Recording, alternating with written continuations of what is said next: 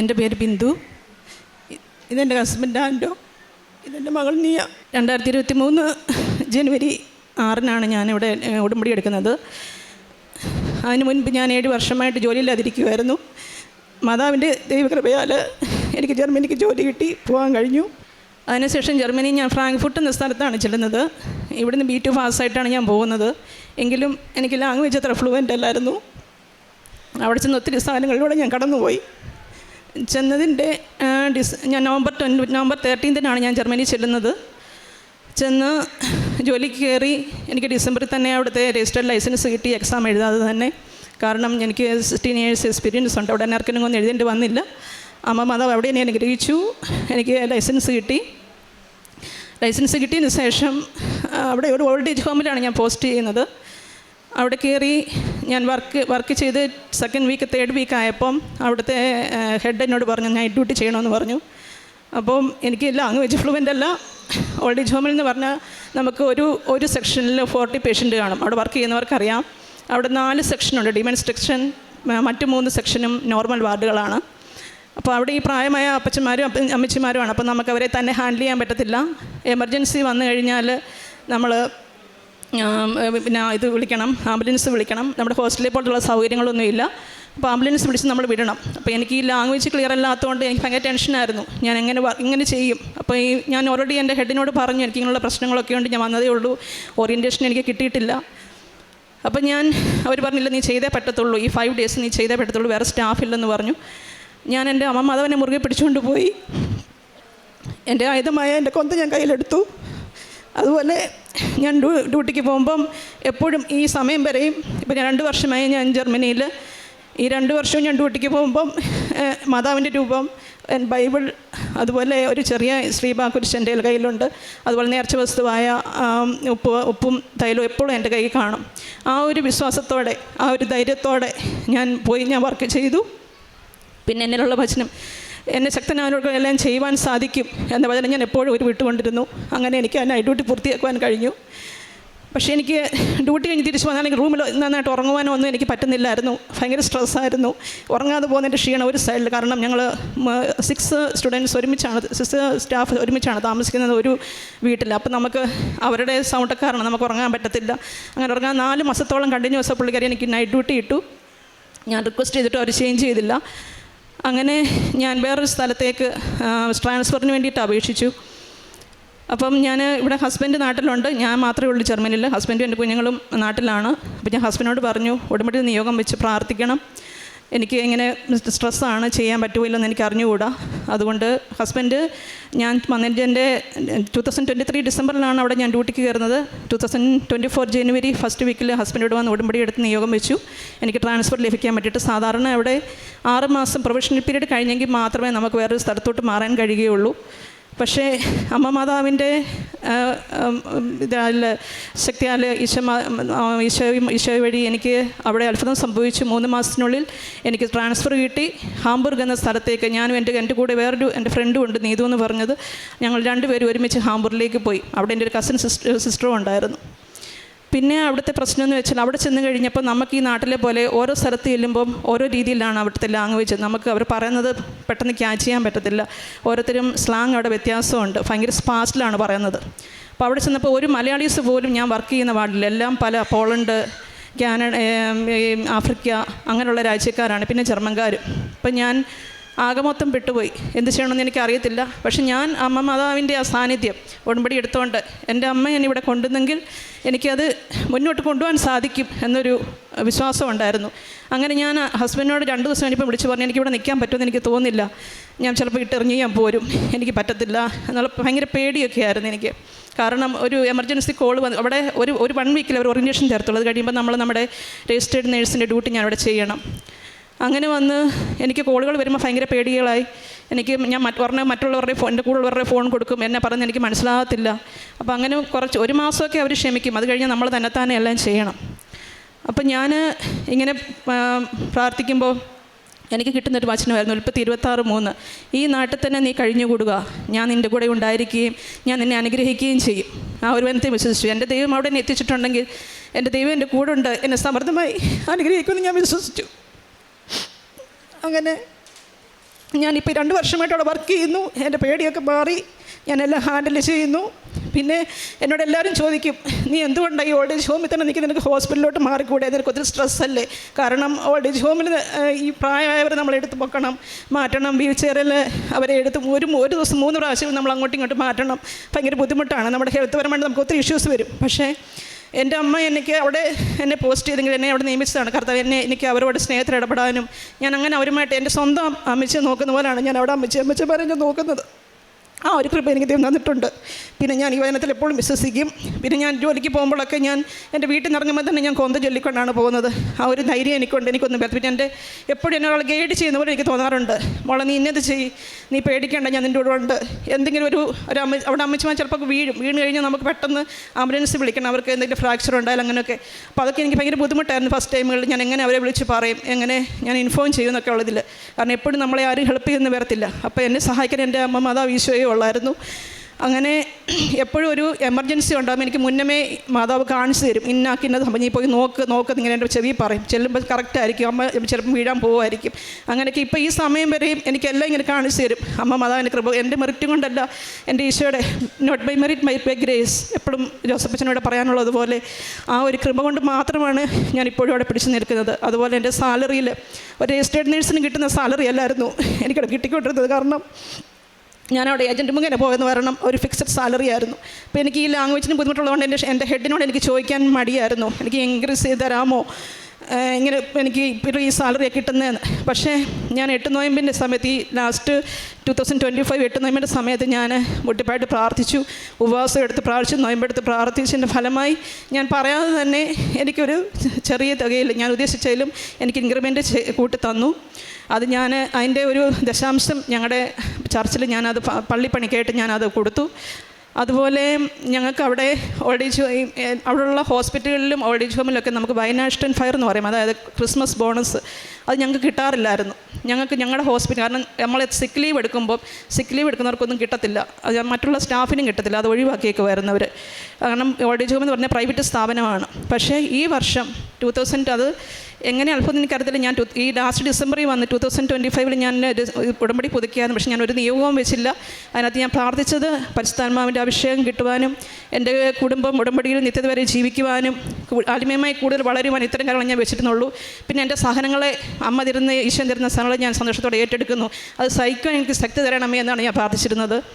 അങ്ങനെ അമ്മ എൻ്റെ സഹനങ്ങൾ അറിഞ്ഞ് അമ്മയെല്ലാം എനിക്ക് ആ ക്രിസ്മസ് ബോണസും കിട്ടി. അങ്ങനെയാണ് ഞാൻ ആ ഡിസംബറിൽ ടിക്കറ്റിനൊക്കെ നല്ല റേറ്റാണ്. കാരണം ഞാൻ നാട്ടോട്ട് എല്ലാ മാസവും അയക്കുമ്പോൾ എൻ്റെ പൈസയില്ല. തക്ക സമയത്ത് അവിടെ പ്രവർത്തിച്ചു. ടൈം ഷോർട്ടനിങ് എന്ന് പറയുന്ന പോലെ ഞാൻ ഒക്ടോബറിൽ നാട്ടിൽ പോകാൻ ആഗ്രഹിച്ചു. നവംബറിൽ തന്നെ ഞങ്ങൾക്ക് ആ ബോണസ് കിട്ടി, എനിക്ക് ടിക്കറ്റ് എടുത്ത് വരുവാൻ സാധിച്ചു. രണ്ടാമത്തെ അനുഗ്രഹം എന്ന് പറഞ്ഞാൽ, ഞാൻ ലാസ്റ്റ് ഡിസംബറിൽ 2024 ഡിസംബർ പുതുക്കിയതിനകത്ത് ഞങ്ങൾ 5 വർഷമായിട്ട് ഞങ്ങളുടെ ഭവനം, എൻ്റെ ഹസ്ബൻഡിൻ്റെ വീടാണ് ചേർപ്പെങ്കിൽ. ഇപ്പോൾ എൻ്റെ ഹസ്ബൻഡ് എൻ്റെ ഭവനത്തിലാണ് നിൽക്കുന്നത്. ഞങ്ങളത് വിൽക്കാൻ വേണ്ടി തീരുമാനിച്ച പല ബുദ്ധിമുട്ടുകളുള്ളത് കാരണം, ഞങ്ങൾ വാടകയ്ക്ക് കൊടുക്കുന്ന കാരണം എല്ലാ വർഷവും ഞങ്ങൾക്കത് ഒത്തിരി ചിലവുകളായിരുന്നു. അപ്പോൾ ഞങ്ങളത് വിൽക്കാൻ വേണ്ടി തീരുമാനിക്കും. ഓരോരുത്തർ വന്ന് കാണും, പല തടസ്സങ്ങളിൽ അത് മാറിപ്പോയി. അപ്പോൾ 2024 ഡിസംബറിൽ ഞാൻ ഉടമ്പടി പുതുക്കി. ഞാൻ കാശുരൂപവും മാതാവിൻ്റെ രൂപവും പിടിച്ച് ഞാൻ ആ വീടിന് ചുറ്റും പ്രദക്ഷിണ പ്രാർത്ഥന, ഞാനും എൻ്റെ ഹസ്ബൻഡും കൂടെ പ്രദക്ഷിണ പ്രാർത്ഥന ചൊല്ലി സമർപ്പിച്ച് പ്രാർത്ഥിച്ചു. അതുപോലെ ഒരു കാശുരൂപം ആ വീടിൻ്റെ സൈഡിൽ തൈലം ഉപ്പ് ഒഴിച്ച് ഞാൻ കുഴിച്ചിട്ട് വിശ്വാസത്തോടെ പ്രാർത്ഥിച്ചു. ഞാൻ പറഞ്ഞു, അമ്മേ മാതാവേ, ഞാൻ പോയി കഴിഞ്ഞാലും ഡിസംബർ 31 ഞാനത് 24 ഡിസംബർ 31 ഞാനത് ചെയ്തത്, പ്രാർത്ഥിച്ചത്. ഞാൻ ഇവിടെ ചെന്ന് കഴിഞ്ഞ് എനിക്കൊരു നല്ല വാർത്ത കേൾക്കാൻ പറ്റണേ എന്ന് പ്രാർത്ഥിച്ചു. ഞാൻ ചെന്ന് 2 വീക്സിനുള്ളിൽ, അതായത് ജനുവരി 2nd വീക്ക് എൻ്റെ ഹസ്ബൻഡ് പറഞ്ഞു വീട് സെയിലായി. ഫെബ്രുവരി 1st വീക്കിന് ഞങ്ങൾ ഉദ്ദേശിച്ച തുക ഞങ്ങൾക്ക് ലഭിച്ചു. ദൈവനാമത്തിന് മഹത്വം ഉണ്ടായിരിക്കട്ടെ. എൻ്റെ പേര് നിയ. എനിക്ക് പരീക്ഷയുണ്ടായിരുന്നു 9th. അതിനകത്ത് എനിക്ക് ഒരു സബ്ജക്റ്റ് പോയി. മമ്മി രാവിലെ എന്നും അനുദിന പ്രാർത്ഥന ചൊല്ലുന്ന സമയത്ത് ജോസഫ് അച്ഛൻ പറഞ്ഞ ഒരു നമ്പർ 7 എന്നുള്ള നമ്പർ മമ്മി അത് കാണിച്ചു. അപ്പോൾ എൻ്റെ പരീക്ഷ എന്ന് പറയുന്നത് 27-ാം തീയതി ആയിരുന്നു. അപ്പോൾ അന്ന് എനിക്ക് ഭയങ്കര പാടുള്ള സബ്ജക്റ്റായിരുന്നു. അപ്പോൾ അതെനിക്ക് പോയി. അപ്പോൾ ഞാനന്ന് പോയി എക്സാം എഴുതുന്നതിന് മുമ്പ് ഞാനിവിടെ കൃപാസനത്ത് വന്നു. അച്ഛൻ്റെ ബ്ലെസ്സിങ് വാങ്ങിച്ചു. എനിക്ക് ഉറപ്പുണ്ടായിരുന്നു അമ്മ എന്നെ സഹായിക്കും, അമ്മ എന്നെ വിടത്തില്ല.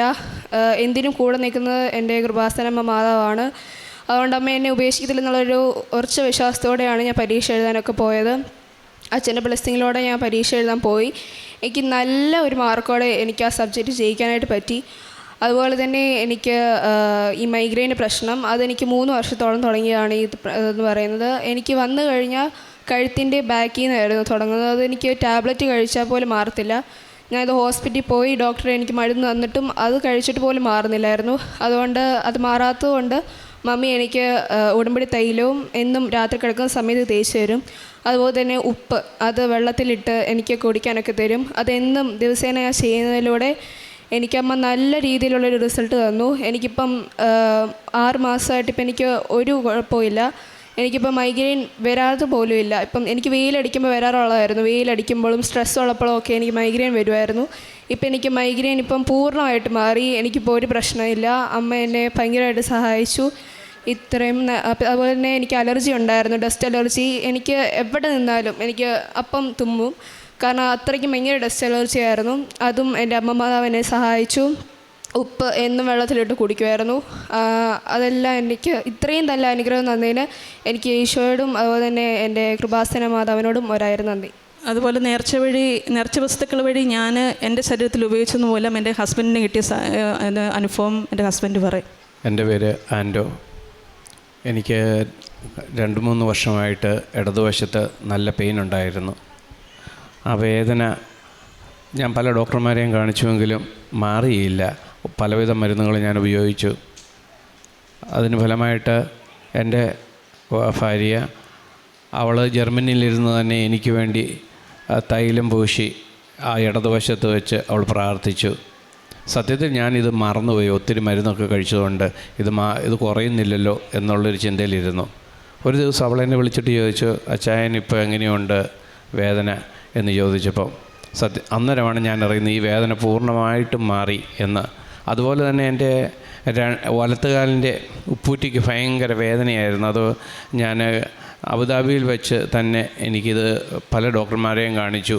അവർ പറഞ്ഞു അത് എല്ല് വളരുന്നതാണ്, അതുകൊണ്ട് അത് ഓപ്പറേഷൻ ചെയ്യണം എന്നാണ് പറഞ്ഞത്. അപ്പം ഇവിടെ നാട്ടിൽ വന്ന് പല ഡോക്ടർമാരെയും കാണിച്ചപ്പോഴും അവർ ഇതുതന്നെയൊക്കെയാണ് പറഞ്ഞത്. പല മരുന്നുകൾ തന്നെങ്കിലും അതിനുവേണ്ടി പ്രത്യേക ചെരുപ്പുണ്ടാക്കി ഇട്ടിട്ടും എൻ്റെ വേദന കുറയുന്നില്ലായിരുന്നു. അമ്മ മാതാവിനോടുള്ള പ്രാർത്ഥന അതും നിയോഗം വെച്ച് പ്രാർത്ഥിച്ചതിന് പ്രഫലമായി അത് പൂർണ്ണമായിട്ടും സൗഖ്യപ്പെട്ടു. അമ്മ മാതാവ് എനിക്ക് പറയാനുള്ളതിൽ കൂടുതൽ കാര്യങ്ങൾ ജീവിതത്തിൽ പല കാര്യങ്ങളും ചെയ്തിട്ടുണ്ട്. ഞാനും എൻ്റെ കുടുംബവും അമ്മ മാതാവിനോട് എന്നും കടപ്പെട്ട് ജീവിക്കും. 4-മതായി എനിക്ക് ദൈവം തന്ന അനുഗ്രഹം എന്ന് പറഞ്ഞാൽ ജർമ്മനിയിൽ എനിക്കൊരു ഭവനം കിട്ടാൻ ഭയങ്കര ബുദ്ധിമുട്ടായിരുന്നു. അത് അവിടെ വർക്ക് ചെയ്യുന്നവർക്ക് എല്ലാവർക്കും അറിയാം. ഞാൻ ചെന്ന സമയത്ത് ഈ ഓൾഡ് ഏജ് ഹോമിൻ്റെ മുകളിൽ തന്നെ ഒരു റൂമിലാണ്, പേഷ്യൻറ്റിൻ്റെ കൂടെ തന്നെ ഒരു റൂമിലാണ് ഞാൻ താമസിച്ചുകൊണ്ടിരുന്നത്. 1 വർഷത്തോളം ഞാൻ അവിടെ താമസിച്ചു. ഇതിനിടയ്ക്ക് പലതും ഞാൻ ട്രൈ ചെയ്തു. പക്ഷേ ഭയങ്കര ബുദ്ധിമുട്ടായിരുന്നു കിട്ടാൻ. മെയിൻലി എൻ്റെ സാലറിയുടെ പ്രശ്നം, പിന്നെ വീടിൻ്റെ അവിടെ ഒരു വലിയ സിറ്റിയാണ് ഹാംബുർഗ് എന്ന് പറയുന്നത്. അപ്പോൾ അത് കാരണം അവിടെ കിട്ടാൻ ഭയങ്കര പാടായിരുന്നു. അപ്പം ഞാൻ ഈ മെയ് മാസം ഞാൻ സമർപ്പിച്ച് അതിന് മുന്നേ വണക്കമാസം ഞാൻ ഒക്ടോബറിൽ മാതാവിനോട് പ്രാർത്ഥിച്ചു. എൻ്റെ റൂമിൽ തന്നെ, ഞാൻ ആ താമസിക്കുന്ന റൂമിൽ തന്നെ ഞാൻ മാതാവിൻ്റെ ഇവിടുത്തെ ആ സ്റ്റാച്യു ഞാൻ കൊണ്ടുപോയിട്ടുണ്ട്. അത് ഞാൻ കയ്യിലെടുത്ത് ഇവിടുത്തെ കൃപാസനമ്മയുടെ നൊവേനയുണ്ട്, 9 ദിവസം നൊവേന ചൊല്ലി ഞാൻ ആ റൂമിൽ തന്നെ പ്രദക്ഷിണം പോലെ പ്രാർത്ഥിച്ചു, അഖണ്ഡിച്ചമാർ ചൊല്ലി. അതിൻ്റെ വിശ്വാസമായിരുന്നു അമ്മ ഇവിടുന്ന് അടുത്ത ഒക്ടോബറിന് മുന്നേ അമ്മ എന്നെ ഇവിടെ ഇറക്കുമെന്നൊരു വിശ്വാസം എനിക്കുണ്ടായിരുന്നു. അങ്ങനെ ഞാൻ ആ പ്രാർത്ഥിച്ചതിൻ്റെ ഫലമായി എനിക്ക് ജനുവരിയിൽ ഞാനൊരു സ്വപ്നം കാണുകയാണ്. ജോസഫ് അച്ഛൻ ഞാൻ താമസിക്കുന്ന വീടിൻ്റെ താഴെ റൂമിൽ വന്ന് ബ്ലെസ് ചെയ്യുകയാണ്. അപ്പം എന്നോട് ആരോ പറഞ്ഞു ജോസഫ് അച്ഛൻ താഴെ വന്നിട്ടുണ്ട്. അപ്പം ഞാൻ ഓടി ചെല്ലുകയാണ്. ഞാൻ ഓടി ചെന്നപ്പോൾ ആ ഡോർ ഇങ്ങനെ അടഞ്ഞു പോവുക. അപ്പം ഞാനിപ്പോൾ താമസിക്കുന്ന വീടിൻ്റെ ഒരു ഭാഗമാണ് ഞാൻ കാണുന്നത്. അവിടെ അപ്പം അച്ഛൻ ഇങ്ങനെ ചിരിച്ചുകൊണ്ട് നിൽക്കുമായിരുന്നു. ഇങ്ങനെ ബ്ലെസ് ചെയ്തു, അച്ഛൻ എന്നെ ബ്ലെസ് ചെയ്തു, ആ ഡോർ അടഞ്ഞു. അപ്പം ഞാൻ വിശ്വസിച്ചു അമ്മ എനിക്ക് എവിടെയോ ഒരു വീട്, അമ്മയുടെ അടയാളത്തിൽ എനിക്കൊരു വീട് അവിടെ ഒരുക്കിയിട്ടുണ്ടെന്ന് ഞാൻ വിശ്വസിച്ചു. അപ്പോൾ എന്നോട് അവിടെ നിൽക്കുന്നവരെല്ലാം, എൻ്റെ കൂടെയുള്ള ഫ്രണ്ട്സിനെല്ലാം വീട് കിട്ടി. അപ്പം ഞാൻ മാത്രമേ ഉള്ളൂ, അവരെല്ലാം ഫാമിലിയെ കൊണ്ടുവന്നു, ഞാൻ മാത്രമേ ഉള്ളൂ ഇങ്ങനെ നിൽക്കുക. അപ്പം ഞാൻ വിശ്വസിച്ചു. ഞാൻ അമ്മയോട് പറഞ്ഞു, അമ്മേ ഞാൻ ഒരാളുടെ സാലറിയിലാണ് എൻ്റെ കുടുംബം കഴിയുന്നത്. എൻ്റെ സാലറിയിൽ എനിക്ക് ഒതുങ്ങത്തക്ക വിധം, എനിക്ക് ഒത്തിരി കടങ്ങളുണ്ടാകരുത്, കടബാധ്യത ഒന്നും ഉണ്ടാകാതെ എൻ്റെ സാലറിയിൽ ഒതുങ്ങത്തക്ക വിധം അമ്മ എനിക്കൊരു ഭവനം കാണിച്ചു തരണമെന്ന് ഞാൻ പ്രാർത്ഥിച്ചു. അങ്ങനെ മെയ് മാസം 13 മെയ് മാസം ഫസ്റ്റ് വീക്കിൽ ആ വീട്ടുകാരൻ എൻ്റെ കൂടെ വർക്ക് ചെയ്യുന്ന ഒരു സ്റ്റാഫിൻ്റെ തന്നെ മോളവിടെ അവർ മാറുമായിരുന്നു. അവരെങ്ങനെയോ അതൊക്കെ മാതാവിൻ്റെ ഇടപെടലാണ്. അവരിങ്ങോട്ട് ചോദിച്ചു, നിനക്ക് ഇതൊരു റൂം കിട്ടിയില്ലേ, ഇങ്ങനെ ഒരാൾ, പക്ഷേ അത് കൊച്ചു വീടാണ്, നിനക്ക് താമസിക്കാൻ പറ്റും, നിനക്ക് താല്പര്യമുണ്ട് നോക്കാൻ പറഞ്ഞു. അങ്ങനെ ഞാൻ പോയി നോക്കി. ആ വീട് കണ്ടു ചെന്നപ്പം ഞാൻ മാതാവിനോട് പറഞ്ഞു, മാതാവേ നീ എനിക്ക് തീ വീട് തരുന്ന എനിക്ക് അടയാളം കാണിച്ചു തരണേ എന്ന് പറഞ്ഞു. ആ ലിവിങ് റൂമിൻ്റെ ഒരു സൈഡ് ആഷ് കളറാണ് പെയിൻ്റ് അടിച്ചിരിക്കുന്നത്. ഞാനത് വിശ്വസിച്ചു, എൻ്റെ അമ്മ തന്നതാണ്. അതുപോലെ തന്നെ അവിടെയൊക്കെ വീടിന് നമ്മൾക്കൊരു 3000 യൂറോ സാലറി ഉണ്ടെങ്കിൽ 1600 1500 നമുക്ക് അവിടെ വീടിൻ്റെ റെൻറ്റ്, അതുപോലെ ടാക്സ് ഒത്തിരിയാണ്. അപ്പോൾ ഇതൊന്നും എന്നെ അങ്ങോട്ട് താങ്ങാൻ പറ്റത്തില്ല. പക്ഷേ വെറും 650 യൂറോയ്ക്ക് എനിക്ക് റെൻറ്റിന് ആ വീട് കിട്ടി. ഒരു കൊച്ചു ഭവനം, അവിടെ വന്ന് കാണുന്നവർക്കെല്ലാം ആ ഭവനം ഇഷ്ടമാണ്. അങ്ങനെ എനിക്ക് അമ്മ അങ്ങനെ ഒരു ഭവനം എനിക്ക് സാധിച്ചു തന്നു. മെയ് 30 എനിക്ക് വീടിൻ്റെ കീ കിട്ടി. ഞാൻ അവിടെ കയറി താമസിച്ചു. ഇന്ന് ഞാൻ അവിടെ തന്നെ താമസിക്കുന്നു. ഇത്രയുമാണ് എനിക്ക് കിട്ടിയ അനുഗ്രഹങ്ങൾ. പ്രത്യേകിച്ച് എൻ്റെ ജോലി സ്ഥലത്ത് അമ്മ എന്നെ ഒത്തിരി അനുഗ്രഹിക്കുന്നുണ്ട്. എനിക്ക് നിങ്ങളോട് പറയാനുള്ളത്, നമ്മുടെ ഉടമ്പടി ജീവിതത്തിൽ നമ്മൾ ഏറ്റവും സ്ഥാനം കൊടുക്കേണ്ടത് ദൈവത്തിനാണ്. നമ്മുടെ കുടുംബത്തെക്കാട്ടിലും നമ്മളെ മക്കളെക്കാട്ടിലും നമ്മുടെ ജീവിത പങ്കാളിയെക്കാട്ടിലും ഫസ്റ്റ് സ്ഥാനം നമ്മൾ ദൈവത്തിന് കൊടുക്കണം. കാരണം നമ്മളൊരു ചെറിയ തെറ്റ് ചെയ്താൽ ചിലപ്പോൾ നമ്മുടെ കുടുംബക്കാർ നമ്മളോട് പിണങ്ങുകയും അവർ നമ്മളോട് പിണങ്ങിയിരിക്കുകയും ദേഷ്യപ്പെടുകയൊക്കെ ചെയ്യും. പക്ഷേ ദൈവത്തിൻ്റെ സന്നിധിയിൽ നമ്മളൊന്ന് അനുദപിച്ച് പ്രാർത്ഥിച്ച് കഴിഞ്ഞാൽ നമ്മുടെ ഏത് സാഹചര്യത്തിലും നമുക്ക് എത്ര സഹനങ്ങളുണ്ടായാലും നമ്മുടെ കൂടെ നിൽക്കും. ദൈവം മാത്രം നമ്മളോട് ക്ഷമിക്കത്തുള്ളൂ. വേറെ ആർക്കും അങ്ങനെ ക്ഷമിക്കുവാൻ കഴിയില്ല. പ്രത്യേകിച്ച് അതുപോലെ പരിശുദ്ധ അമ്മയുടെ കൈ പിടിച്ച് ആയുധം പിടിച്ച് അമ്മയുടെ കൈ പിടിച്ച് പരിശുദ്ധ ഈശോയോട് നമ്മൾ യാചിച്ചാൽ എന്താഗ്രഹവും നമുക്ക് സാധിച്ചു കിട്ടും. കാരണം എന്നെ അപേക്ഷിച്ച് ഞാൻ തന്നെയാണ് ജീവിക്കുന്നത്. എൻ്റെ ഹസ്ബൻഡും കുഞ്ഞുങ്ങളും നാട്ടിലാണ്. ഇപ്പോഴത്തെ സിറ്റുവേഷൻ അതാണ്. അതുകൊണ്ടാണ് അവരങ്ങനെ നിൽക്കുന്നത്. അപ്പോൾ എപ്പോഴും എന്നോടുള്ള എൻ്റെ ഫ്രണ്ട്സൊക്കെ ചോദിക്കും എന്നെ ഫാമിലി കൊണ്ടുവരാത്തതെന്ന്. പക്ഷേ എൻ്റെ ഒരു സാഹചര്യത്തിൽ എനിക്കതേ പറ്റത്തുള്ളൂ. ഞാൻ തന്നെയാണെങ്കിലും എൻ്റെ എല്ലാ സഹനത്തിലും എൻ്റെ ജോലിയിലും എല്ലാം എൻ്റെ ഈശോ എന്നെ അവിടെ നിന്ന് കാത്തു വിചാരിക്കുന്നുണ്ട്. കഴിഞ്ഞ ദിവസം ഒരു ഇൻസിഡൻറ്റ് ഉണ്ടായി. ഞങ്ങളുടെ നാട്ടോട്ട് വരുന്നതിന് മുന്നേ അവിടെ ഈ ഡിസംബറിൽ ഭയങ്കര മഞ്ഞ് വീഴുന്ന സമയമാണ്. അപ്പം ഞാൻ ജോലിക്ക് നടന്നു പോയ സമയത്ത് നമ്മുടെ ഈ വലിയ ഐസ് കട്ടയാണ്. ആ വീഴ്ചയിൽ ഞാൻ എൻ്റെ നടുവും കൈയും എല്ലാം ഒടിയേണ്ടതാണ്. ഞാൻ പെട്ടെന്ന് സ്പീഡിൽ ടൈം പോയായിരുന്നു ഡ്യൂട്ടിക്ക് പോകാൻ. ഞാൻ ആ ഐസ് കട്ടയുടെ മണ്ടയ്ക്ക് വീണു. എനിക്ക് എഴുന്നേക്കാൻ പറ്റുന്നില്ല. മുന്നിൽ ആരുമില്ല, ഒരു മനുഷ്യത്തിൽ ഞാൻ പൊക്കാൻ പോയി. കാരണം ഞാൻ എഴുന്നേക്കെന്ന് പറയും ഷൂ തെന്നി പോവുകയാണ്. ഞാൻ എന്നിട്ട് പരിശുദ്ധ അമ്മയെ വിളിച്ചു. അമ്മേ, എൻ്റെ മുന്നിലും പുറകിലും ആരില്ല, എന്നെ എഴുന്നേൽപ്പിക്കണേന്ന് വിളിച്ചു. എന്നെ എന്തോ എനിക്കൊരു ശക്തി കിട്ടി. ഞാൻ ഷൂ ഞാൻ എഴുന്നേറ്റ്. ഷൂ ഇല്ലാതെ ഞാൻ ജോലി സ്ഥലം വരെ ഞാൻ നടന്നുപോയി. എല്ലാവരും പറഞ്ഞു ആ വീഴ്ചയ്ക്ക് എൻ്റെ നടുവും കൈയും എല്ലാം ഒടിയേണ്ടതാണ്. പക്ഷേ എൻ്റെ ദൈവം തമ്പുരാൻ എന്നെ കാത്തു പരിപാലിച്ചു. ഒരു പരുക്കും വരാതെ എന്നെ കാത്തു സംരക്ഷിച്ചു. അതിനെല്ലാം നന്ദി പറയുന്നു. പിന്നെ എൻ്റെ പ്രേക്ഷിത പ്രവർത്തനം, കാരുണ്യപ്രവൃത്തി എന്ന് പറഞ്ഞത്, ഞാനിവിടെ നാട്ടിൽ വരുമ്പോൾ ഞാൻ പത്രം വാങ്ങിച്ച് ഞാൻ അതിൽ വിശേഷവിധിയായിട്ട് അച്ഛൻ എപ്പോഴും നമ്മളോട് പറയും വിശേഷവിധിയായിട്ട് നമ്മൾ ചെയ്യണമെന്ന്. ഞാൻ ചെയ്യുന്നത് വചനം എഴുതി സമർപ്പിച്ച് കൊടുക്കും. പിന്നെ ആ പത്രത്തിൻ്റെ കൂടെ തന്നെ കാശുരൂപം കൊന്തവേണ്ടവർ കൊന്തരൂപം ഞാൻ വെച്ച് കൊടുക്കാറുണ്ട്. അപ്പോൾ കഴിഞ്ഞ പ്രാവശ്യം ഞാൻ ഈ ഡിസംബറിൽ ഞാൻ ഉടമ്പടി പുതുക്കി. ഞാൻ ബസ്സിലൊക്കെ യാത്ര ചെയ്യുമ്പം ഈ പത്രം എൻ്റെ കൂടെ കൊണ്ടുപോകും. അങ്ങനെ ഇപ്പോൾ ഒരു ആൻറ്റി എന്നോട് പറഞ്ഞു, എൻ്റെ മോളെ ഞാൻ ഈ ഒരു കാശുരൂപം പത്രം കിട്ടാൻ വേണ്ടി ഞാൻ ഒത്തിരി ആഗ്രഹിച്ചിരിക്കുവായിരുന്നു. അപ്പോൾ ഞാൻ കൊടുക്കുന്നതിന് മുമ്പേ പ്രാർത്ഥിക്കും, വിശ്വപ്രമാണം ചൊല്ലി പ്രാർത്ഥിക്കും. മാതാവി, ആർക്കാണ് ഇത് ഏറ്റവും കൂടുതൽ വാങ്ങിക്കാൻ അർഹതയുള്ളത്, ആർക്കാണ് ഇത് വേണ്ടത്, നീ അവരെ എനിക്ക് എൻ്റെ മുന്നിൽ കാണിച്ചു തരണമെന്ന്. പക്ഷേ ഞാൻ കൊടുത്തവർക്കൊന്നും എന്നോട് വേണ്ട നിഷേധിച്ചിട്ടില്ല. എല്ലാവരും എൻ്റെ വാങ്ങിച്ചിട്ടേ ഉള്ളൂ. അതുപോലെ ഞാൻ ജർമ്മനി കൊണ്ടുപോയി എൻ്റെ ഓൾഡ് ഏജ് ഹോമിലുള്ള അപ്പച്ചന്മാർക്കും അമ്മച്ചന്മാർക്കും ഒക്കെ ഞാൻ കൊണ്ട് ഈ കാശുരൂപവും ഈ പത്രങ്ങളൊക്കെ കൊടുക്കും. അവർ വിശ്വസിച്ച് പ്രാർത്ഥിക്കാറുണ്ട്. അവിടെ ഞാൻ ജർമ്മൻ ലാംഗ്വേജിൽ എന്നെ ശക്തനാക്കുന്നതോടെ എല്ലാം ചെയ്യുവാൻ സാധിക്കുന്നത്. ഞാൻ ജർമ്മൻ ലാംഗ്വേജിൽ ഞാൻ എഴുതും. ആ പത്രത്തിൻ്റെ മണ്ടയ്ക്ക് എഴുതിയാണ് ഞാൻ കൊടുക്കുന്നത്. അവിടെ അമ്മച്ചിമാരൊക്കെ വിശ്വാസം അത് പ്രാർത്ഥിക്കാറുണ്ട്. ആരെങ്കിലും അലക്ഷ്യമായിട്ടിട്ടാൽ ഞാൻ അത് തിരിച്ചു കൊണ്ടുവന്നിട്ട് ഞാൻ മറ്റുള്ളവർക്ക് കൊണ്ട് കൊടുക്കാറുണ്ട്. പക്ഷേ ഞങ്ങൾക്കൊരു ലിമിറ്റേഷൻ ഉണ്ട് അത് ചെയ്യുന്നതിന്. പിന്നെ എനിക്ക് ചെയ്യാൻ പറ്റുന്നതെന്ന് വെച്ചാൽ, ഞാൻ നാട്ടിൽ ആരെങ്കിലും പത്രം, ഇപ്പോൾ എൻ്റെ ഹസ്ബൻഡിനോട് ഞാൻ പറയും പത്രം കിട്ടുവാണെങ്കിൽ സ്കാൻ ചെയ്ത് അയക്കാൻ പറയും. അപ്പോൾ ആ സ്കാൻ ചെയ്ത് അയക്കുന്ന പത്രം ഞാൻ ഗ്രൂപ്പുകളിൽ എൻ്റെ ഫ്രണ്ട്സിന്, ചില കൂട്ടുകാരൊക്കെ എന്നോട് ചോദിക്കും, നീ എന്നാ ഇന്ന് പത്രം അയക്കാൻ ഇങ്ങോട്ട് ചോദിക്കാറുണ്ട്. അപ്പോൾ അങ്ങനെ വെച്ചിട്ട് പിന്നെ സാക്ഷ്യങ്ങൾ അയക്കാറുണ്ട് ഞാൻ ഡെയിലിയൊക്കെ. ഇപ്പം നാട്ടിൽ വെക്കേഷൻ ചില സമയത്ത് എനിക്കത് കേൾക്കാൻ പറ്റാതെ പോയിട്ടുണ്ട്. പക്ഷേ ഞാൻ ജോലി ചെയ്തായിരിക്കും ഞാൻ ഒന്നും മുടക്കിയിട്ടില്ല. അതുപോലെ അച്ഛൻ്റെ ധ്യാനങ്ങൾ എല്ലാം കേൾക്കും, ഷെയർ ചെയ്യും. അച്ഛൻ്റെ ഡെയിലി ബ്രെഡ്, അതുപോലെ ജോമോൾ സിസ്റ്റർ നടത്തുന്ന ലിവിങ് ഓറക്കിൾസ്, സാക്ഷി വിസ്താരം, ഇതെല്ലാം ഞാൻ ഷെയർ ചെയ്യാറുണ്ട്, ഞാൻ കേൾക്കാറുണ്ട്. അതിലൂടെ എനിക്ക് ഒത്തിരി അനുഗ്രഹങ്ങൾ കിട്ടാറുണ്ട്. പിന്നെ കാരുണ്യപ്രവൃത്തിയായിട്ട് ഞാൻ ചെയ്യുന്നത്, ഒരു ട്രസ്റ്റിനെ ഞാൻ സഹായിക്കുന്നുണ്ട്. എനിക്ക് ദൈവം തരുന്ന ഒരു വിഹിതത്തിൽ നിന്നൊരു ദശാംശം ഞാൻ മാറ്റി വെക്കാറുണ്ട്.